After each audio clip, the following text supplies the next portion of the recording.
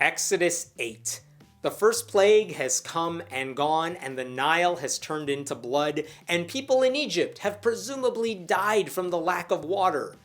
But Pharaoh still doesn't believe in the power of God, which means more plagues. And I assume at some point Moses will lead his people out of Egypt.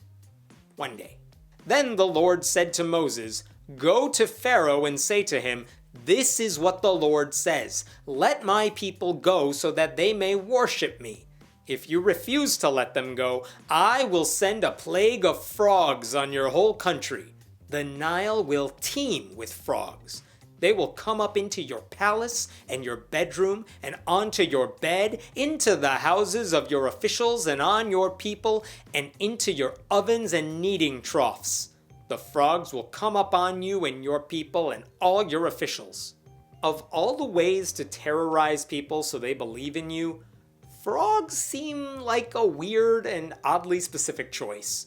It's as if God created Adam and Eve and one llama. Like, okay, but I have questions. God created Eve from Adam's rib bit. I'm sorry, I told you, this series should have ended with Genesis. On second thought, considering the Nile is full of blood, frogs covered in blood would be kind of freaky. Then the Lord said to Moses, "Tell Aaron, stretch out your hand with your staff over the streams and canals and ponds, and make frogs come up on the land of Egypt." So Aaron stretched out his hand over the waters of Egypt, and the frogs came up and covered the land.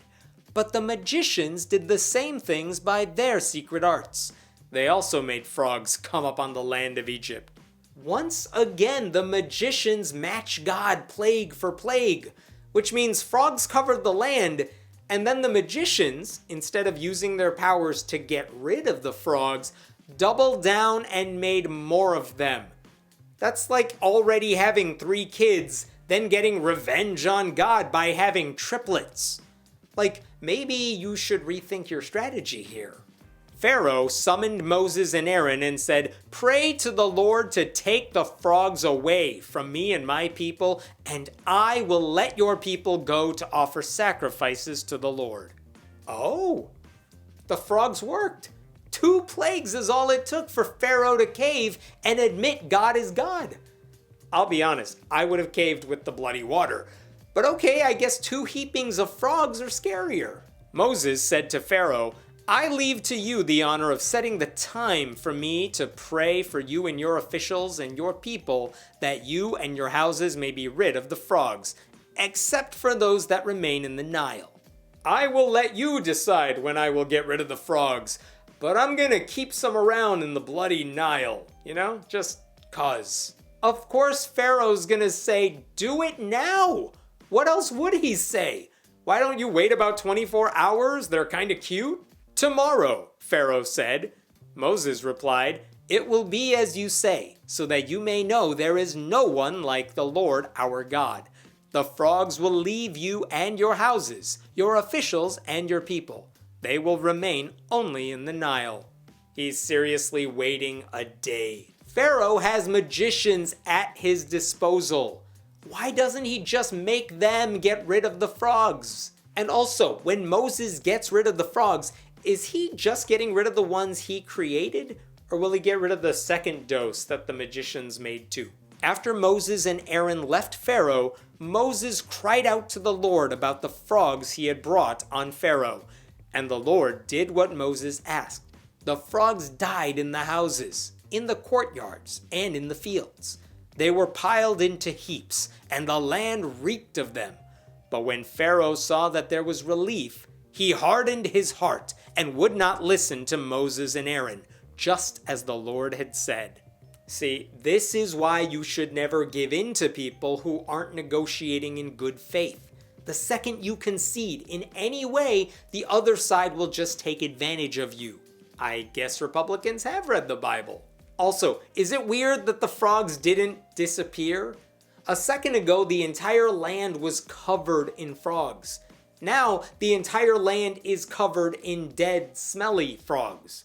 That's not really an improvement. And that's on top of all the dead fish from the first plague.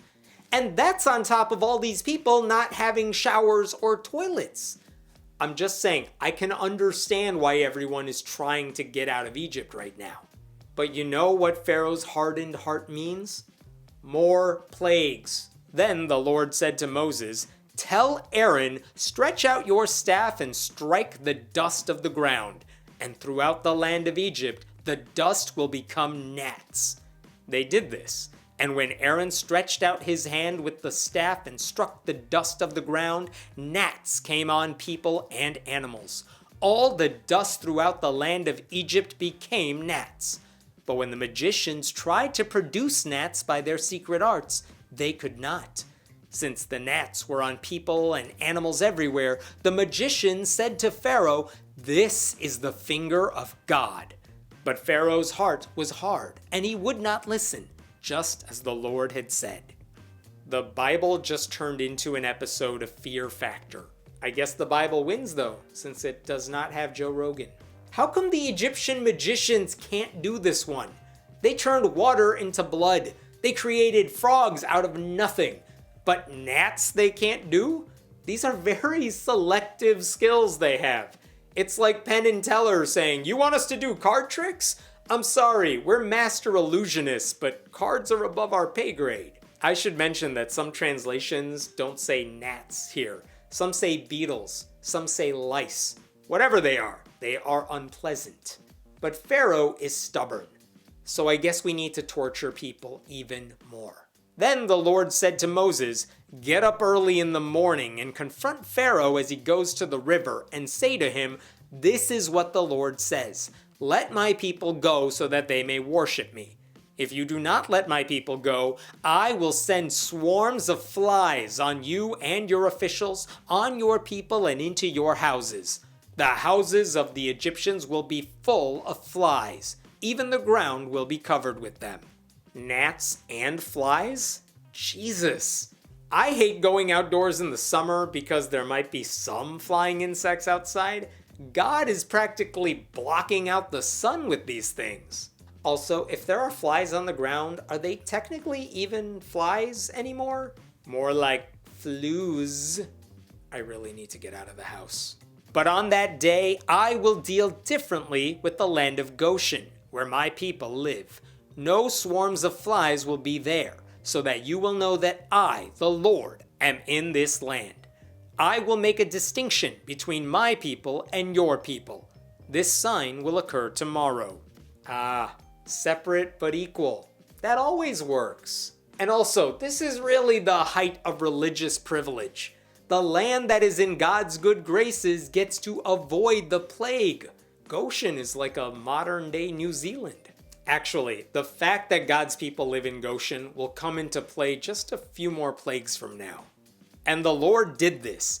Dense swarms of flies poured into Pharaoh's palace and into the house of his officials. Throughout Egypt, the land was ruined by the flies. Then Pharaoh summoned Moses and Aaron and said, "Go, sacrifice to your God here in the land." No, that is not the deal.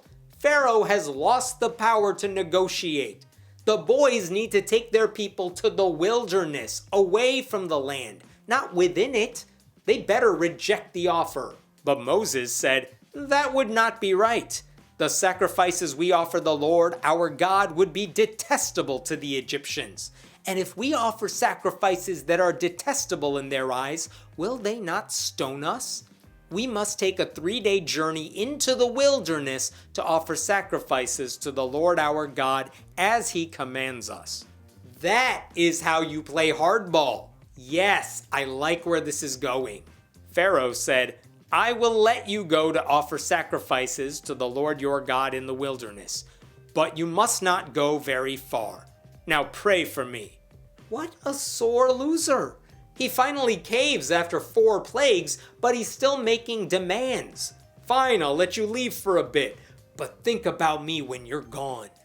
He's like an ex-boyfriend who just won't get out of your life. Moses answered, "As soon as I leave you, I will pray to the Lord, and tomorrow the flies will leave Pharaoh and his officials and his people.